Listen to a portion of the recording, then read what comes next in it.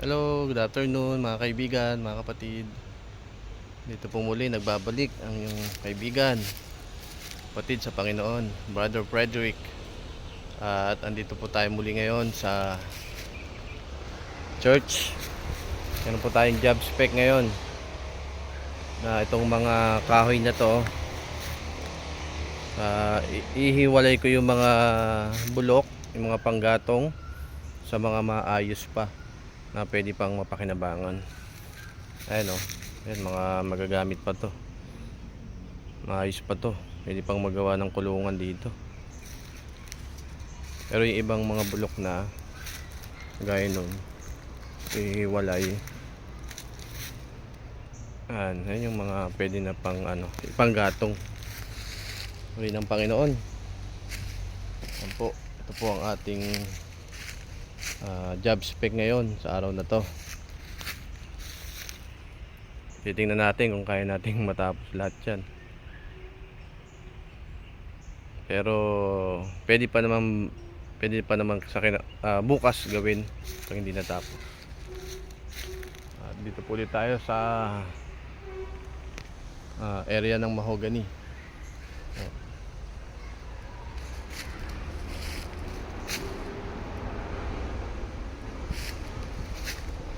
At yung ating mga kapatid na gumagawa doon sa fish pan, umuwi muna sila sa kanilang lokal na Batangas. Kasi sa linggo, meron silang pagsamba, lalong lalo ating mahal na Presbyter Dong. Kailangan ready siya dahil worship yun, o kailangan niyang makapagpahinga din. Kaya pansamantala silang umuwi, siguro by Monday o Tuesday andito na ulit yan sila para ipagpatuloy ang kanilang ginagawa dun sa may fish pan. Ayan. Ito ang ating job spec ngayon.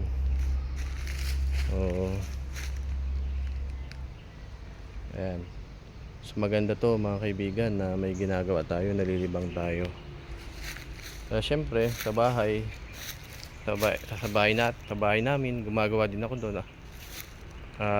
Bago ako pumunta rito, meron din akong job spec doon. Linis ang bahay. Ayan, nag-alaga ng mga anak, papakain, nagpapaligo. Ayan, bago tayo pumunta rito sa church. At ito naman po ay kung meron mo lang pong available na oras, tayo po ay tutulong dahil napakalaki rin po ng gawain sa dahong ito. Ito yung mga nahiwalay na, yung mga igagatong na yan. Kasi ang lutuan po dito ay kahoy, dahil siyempre pag gas ang ginamit nila, magastos. So ito talaga yan. Ayan.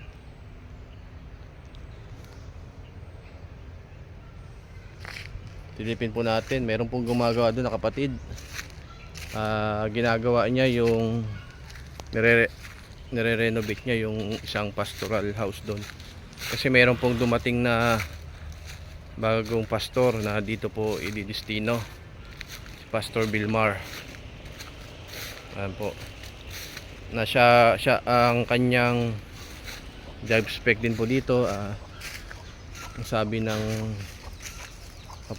mga kapatid ay siya mag-aalaga ng mga hayop. Ayan, tingnan po natin ang ginagawa nila dito sa loob. Ayan po yung service niya ni Pastor Vilmar. Ayan ang ating mga kapatid na masisipag. Oh, yan. Nilalagyan niya ng partition dito. Kasi ito magiging 2 kwarto. Yan ang kailangan ng Sister Roda eh. Isa rito, tsaka dito. Kaya yan. Ano, tanghalin tapat yan. Makataw na. Mahataw na. Baga dito, unti lang ang pahinga mo, hataw na agad. Ang nag-uudyok kasi sa atin, sa kanila dito, Holy Spirit. Holy Spirit, kaya siyempre ang gusto ng Holy Spirit eh magtrabaho para malibang. Biyaya ng Panginoon, no? Mayroong pang helper, no? Si Brother Michael, no? May langit sa langit. God! Para may maipong gawa sa langit. Opo, para may maipong gawa. Please. Kasi yung kayamanan dito sa lupa, eh, sabi sa Bible, kinakalawang. Nabubulok.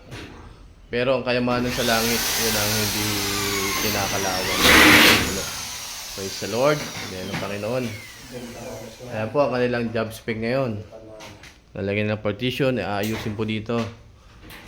Gagandahin ang pastoral house na ito. Pangalawang balik ni Bishop. Para yung ating mahal na bishop, ang ating deputy executive minister, pag muling bumalik dito, may makita siyang pagbabago. Ayan.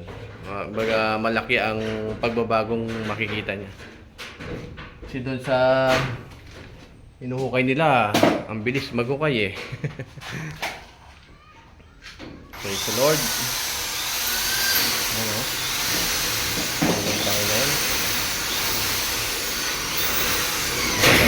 Hanggang mamaya pa sila dyan, mga kaibigan. Panghabang buhay na yata dito sa Praise the Lord. Tayo po. Ikot po ulit tayo, mga kaibigan. Ayan. Sa mga oras ito, medyo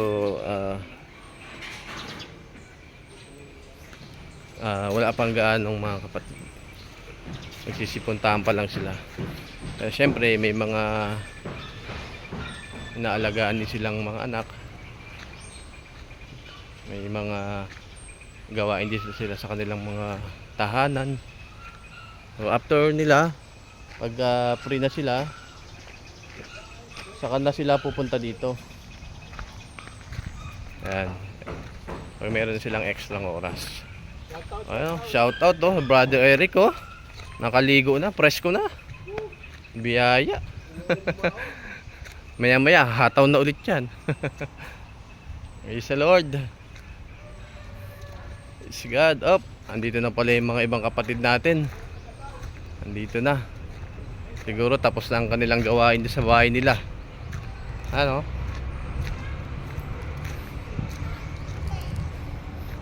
Ang mga kapatid, mga kaibigan. Ayun, napakahangin ngayon, oh. Maliwalas, oh. Masarap ang simoy ng hangin. Para kang sa dalampasigan. Ay, mga bata, oh. Lalaro lang, oh. Malawak po kasi dito, so kahit pabayaan mo yung mga bata dito. Pabayaan ng mga bata dito, oh. Malawak ang kanilang playground dito. God. Ito naman po yung mga kubo dito. Bali 5 kubo po ito. Ayan. Pagka meron pong pag darating po ang Christmas season, nilalagyan po ng decoration yan. Yan po ay per kawan. Yan po yung mga magkakakawan, mga grupo, pinapaganda po ang bawat kubo. May friendly competition din po yan kung sino po yung pinakamaganda. Yan po talagang mananalo. Ayan, oh. Ito lang, makailan lang nung December. Gaganda po ng mga design, decoration yan. May mga maraming Christmas light o mga pailaw yan. Yan, oh. Tsaka pag sa cooking naman festival dyan din po. Sa pag may po sports, yan po, perkawan po ang mga naglalaban. Yan po yung mga kubo natin dito. Purihin ang Panginoon. Maganda rin pong mag-relax dyan. Pwede rin pong matulog dyan. Purihin ang Panginoon. Ano po? Medyo malawak po dito. Praise God. At ito po. Ito pong dating chapel na dito po dati ang gawain. Dito po dati yung pinagdadausan ng mga gawain. Ngayon naging ano na ito, office na ng adult tsaka storage. Tingnan po natin sa loob.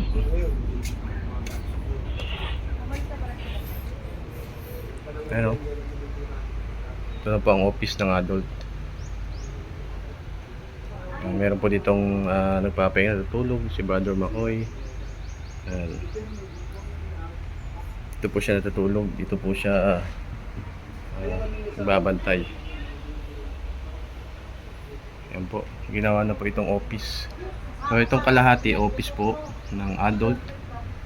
Doon yung kalahati doon. Sa likod nito storage, bodega. Po. Ito po yung mga ano natin, mga kagamitan na ano. Medyo masuka lang medyo maano pa lang po, hindi pa nakaayos. Ayan.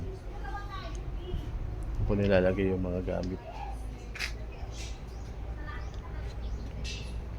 Rin ng Panginoon. Kaya dito po talagang hindi ka mawawalan ng gawain. Tsaka maganda po dito kasi pag sa bahay lang po, ang dami mong iniisip na problema. Patong-patong. Dito pag gumalaw ka, gumawa ka rito, wala kang baga katawan mo lang ang gumagalaw pero isip mo naka-relax. Mahirap naman po pag isip pa ng isip dahil diyan pumapasok ang anxiety tsaka depression. Kaya dapat maiwasan po natin yon para maging maganda ang ating mental health. Ayan po. Ito, dito namin nililibang ang aming mga sarili. Mag-ikot-ikot ka lang dito, malilibang ka na, lakad-lakad ka lang dito. Kaya minsan pagka may mga suliranin sa buhay, pagsubok, problema, dito lang kami pumupunta. Ayun nga, gaya nga ng sabi ko kahapon, nagiging comfort zone ng mga kapatid ang lugar na ito. At ito naman po yung isang pastoral house. Dito po nakatira ang isa sa mga manggagawa natin. Pamilya pala. Yan po. Si Brother Arman tsaka Sister Roda at kanilang mga anak. Diyan po sila nakatira. Yan po. Dito na po ulit tayo sa ating job spec. Kasi simulan na po natin ito. Ayan. Habang maaga-aga pa kasi pag dumilim na mahirap na pong gumalaw. Purihin ang Panginoon. Praise the Lord. Kaya lagi nyo pong antabayanan ng aking mga video. At pagpasensyaan nyo na po dahil baguhan lang po ako sa pagbablog. Hindi pa po ako marunong masyado. So gusto ko lang i-vlog to kasi habang dinedevelop ang lugar na ito, syempre nagkakaroon ng mga improvement, gumaganda, nagiging maayos, at di kalaunan talagang gaganda na siya. At yun ang gusto kong masubaybayan nyo mga kaibigan. Kumbaga from scratch, makikita nyo ang kagandahan ng lugar na ito. Ayan, hindi magtatagal, talagang magiging paraiso ito, sabi ng ating mahal na Deputy Executive Minister. Uri ng Panginoon. Kaya mga kaibigan, samahan nyo lang po ako lagi. Paki-likes and share ang aking video para makita rin po ng ibang mga kaibigan o mga tao at mga kapatid. Muli ng Panginoon. Muli mga kaibigan, ako po ang inyong kaibigan sa Panginoon. Ako po ang inyong kapatid sa Panginoon, Brother Frederick. So asahan nyo, marami tayong gagawing video sa daong ito. At makikita nyo, masusubaybayan nyo ang kagandahan ng lugar na ito. Praise the Lord. So, pansamantala muna na ako'y magpapaalam para mapasimulan ko na itong aking job spec. Maraming salamat mga kapatid. Huwag niyo po kalimutan i-like at i-share ang video na to. At kita po ulit tayo sa susunod na videos. Thank you po. Bye bye.